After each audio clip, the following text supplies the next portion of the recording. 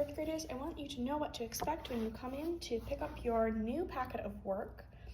And so this is what you will see. You will see a math book with your name on the front for you to pick, and then all of the papers that I want you to have are stuck inside the math book. So you want to go ahead and take those out because this is some important stuff.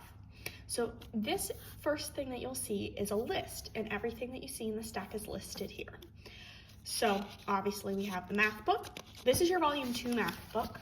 This is the one that comes after the one that we had in our desks previously. So this is full of new information with new lessons. You'll also see a page printout from iExcel that is math pages just to review. This should look familiar.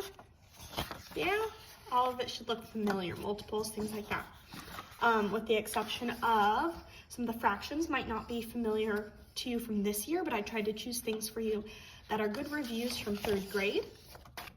So this is something you can do independently because this is a review, but the math book itself isn't intended to be done entirely independently. Of course, the math book is intended for a teacher to teach you. I am still your teacher, even though I don't get the privilege of seeing your faces every day. So we will do some of these lessons together. Sometimes I will post and say, hey, walk yourself through lesson 1. You know what factors and multiples are? Honestly, this lesson's a bit of a review. And you'll do the front and back. You can do the independent practice. And the next day you can do the homework as a review. Sometimes I will say, ooh, here's a lesson that won't be familiar to it all, comparing and ordering fractions. That's a lesson I may post a video to help you with and to walk you through. I do not intend you to do this math book on your own. That is not the point. Now, if you want to do stuff on your own, you can use these pages. You can do any of the lessons that look familiar and are review lessons to you.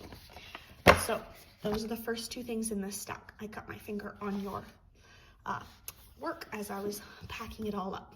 I got 2 little cuts on my fingers. This one's got Mickey Mouse on it though, so that's a little happier. Okay, so we've got in the stack volume 2 that's got new lessons that I'm going to do with you, extra math pages to review, that's this right here, and then we also have a book of benchmark reading. We know Mary doesn't like this, but the rest of us are going to enjoy it. This one is called Developing a Nation. This is one of my favorite units in the benchmark program because it's all about history. Now, the book, I typically give you a couple pages with it. So as we read and annotate, we also have been filling out pages. So the first article that you will see in the book is called The Open Road, and there are pages to go with it. That's the next thing in your packet. Here is 4th grade, Unit 7, Benchmark Week 1. These are the dates. And you can do the first lesson. There's instructions for you up here. There's things for you to do. Mrs. Smith wrote a nice little example for you just to show you what your first thing should look like, and then you can list out your second key detail there. So you'll want to make sure you follow the directions, which say to read the passage first, and then you will do the assignment. So this packet of benchmark papers, there's 4 for week 1 and 4 for week 2 because you get 2 weeks of homework at the same time.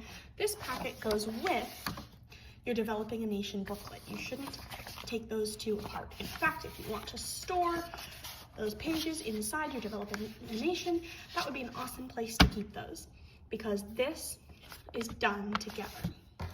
Now, next in your stack, it says Reading Comprehension and Grammar pages. That's what this is right here. This should look really familiar to those of you who've gone to Mr. Tillish or Mrs. Driggs or Mrs. Peterson for your RTI. Now you'll need some colors. If you can't find these ones exactly, then just compromise. Maybe cross out red and say that's a pencil color, and cross out blue and say that's a pen color. Whatever works for you. The first day that you work on one of these, you'll go ahead and read it through entirely and do this section where you're highlighting the contractions, the plurals, the adjectives, and the 4-syllable or 4+ syllable words. Now you should be able to do this independently because this is something that you've done either in your RTI or in 3rd grade. Now, The second day, you'll read through it again, you'll answer the questions, and you'll use this time to copy the 5 bold words from the passage. I see fulfilling and erupted and a couple of other bold words, and you will use context clues to see if you can figure out the definitions.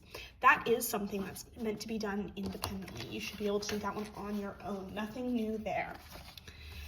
So that's the reading comprehension and grammar passages. There's a narrative writing packet with doodle loops. Mrs. Smith put this one together for you guys. This is all for narrative writing. Some of these should look really familiar. Remember, narrative writing is story writing. It's the last kind of writing that we haven't come to yet this school year. This is the one with characters, a setting, a problem, a solution. We've got a beginning, middle, and end to this story. And, excuse me, the fun things that Mrs. Smith pulled together for you guys are these things called doodle loops, where she has a little picture for you. You're welcome to color it, even add to it if you want. And then there's the bottom of this page, and she puts some extra lines in the back for you to write a story.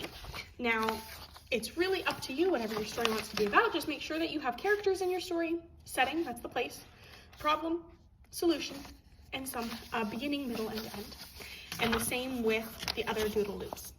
Okay, so this is just, it's kind of what I might just call free writing. It's you getting story writing on your hand, your brain, really familiar with writing stories. So that's your narrative writing packet. I have a special challenge for you called the Life Skills Challenge that I will be telling you more about in a future video, but for now, just know that this is here in your packet and you can start working on learning some of these skills. And then the last thing in the packet is the daily checklist for you to check off your work. Now, this looks really big and official, but that's because I wrote out everything I just said to you. So everything that I want you to know about doing math every day, everything I told you already about the math book and the extra pages and all of that stuff, I wrote it out for you right here. And my goal is that you can then check off the days that you've done. So, let me get a cute pencil. You know I like my purple pens. So if you do math every day, the day that you pick up this packet will be the 14th. And say you pick it up and you do your lesson that day. That's April 14th. You can write 20 in there too if you want to write the year. It's up to you. Okay? Hopefully you're also doing the benchmark work packet that I showed you, the Developing a Nation, along with the pages that we stuck inside. So if you do one of those lessons that day, you can write down 414. Now there are only 8 lessons, and I mark that here. There are only 8 days of your Unit 7 benchmark work, and there are only 8 days of your grammar work too.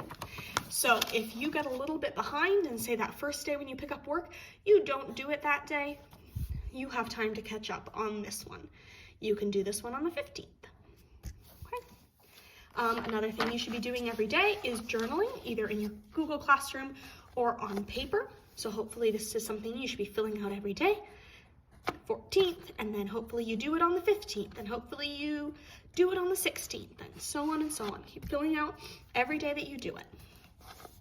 I do hope that you have access to a computer where you can get on and do IXL, and I've already explained to you how you can do the diagnostic skills till you get down to some things that are recommended just for you. Again, this is one of those things I hope you are doing every single day. So, and if you happen to miss a day, then just be honest about it, cross it out and say, I didn't do it on the 16th, but I did it on the 17th, okay? Of course, reading 30 minutes every day. I also gave you access to Epic, which is an online program that has some read-alouds for you. And one of the read-alouds is by the Great Horn Spoon. So you can actually listen to someone read the book aloud to you while you follow along in your copy of the book. Now, this does not take the place of you reading 30 minutes every day. So this should be your list for reading yourself 30 minutes every day.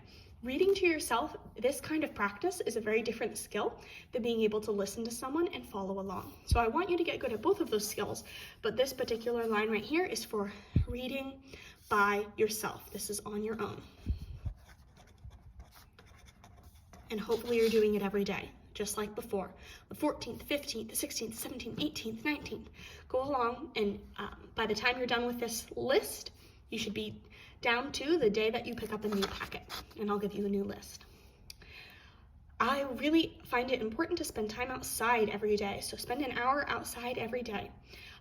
If you maybe only spend half an hour outside one day, then just write that. You only did 30 minutes on the 14th. Maybe you spend, an hour and a half on the 15th. Mr. Schnetz and I are going on a hike, so maybe I'm going to spend 2 hours outside on the 16th.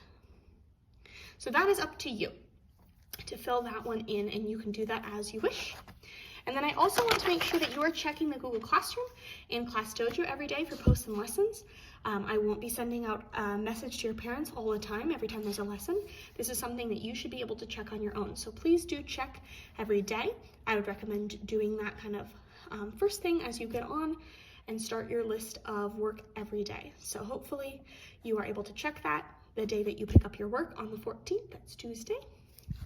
And hopefully you continue checking that every day. And again, if you miss a day, just be honest about it and go ahead and say, I missed it on the 17th, but I did it on the 18th, okay? So this is for you to fill out on your own. This is a guide for you to know what to do. I wrote down everything I said in this video, so hopefully you know what to do with this big packet of work. Again, when you come in, you'll find it put together kind of just like this with your name on the front and all of these pages stuck inside for you. The other thing that you may be using during this time is your Mountain Math pages that I gave you with your last packet. Last time I think I gave you 4 pages of Mountain Math, and I only gave you numbers to do 2 pages. So I'll continue giving you numbers, and when you need another set of pages, I can give you another set of pages as well. And those numbers I will post on ClassDojo and as well as in the Google Classroom for you to be able to do, because obviously you can't come in here and look at my wall of numbers on the cupboards. So hopefully those things make sense. 4th graders, if you get confused, the first person to ask would be a parent or an older sibling who's able to help you out. And if you really can't figure it out, you can email me. You can email me yourself. You do not need to ask somebody to message me for you.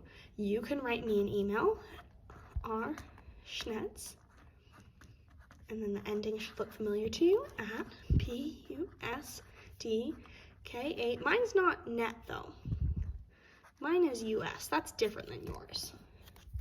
And you can send me an email from your email account asking me the question that you have, or of course your parents can message me on ClassDojo, and I'm always happy to help you guys through these processes. I will also be posting videos to help you through some of the harder math lessons and some of the writing so that you know what to do with these materials. But I wanted you to be aware of what you're coming to pick up tomorrow, this packet of work, and I want you to know what's in it and that it's very important to come during the hours that the multipurpose room is open so that you can make sure to get this packet of work. A lot of this is new material, and this is important because we are moving forward with our lessons just the way we would if we were actually in the classroom. So 4th graders, I miss you a lot. I hope you are doing well, and I hope this is an awesome way for you to continue learning.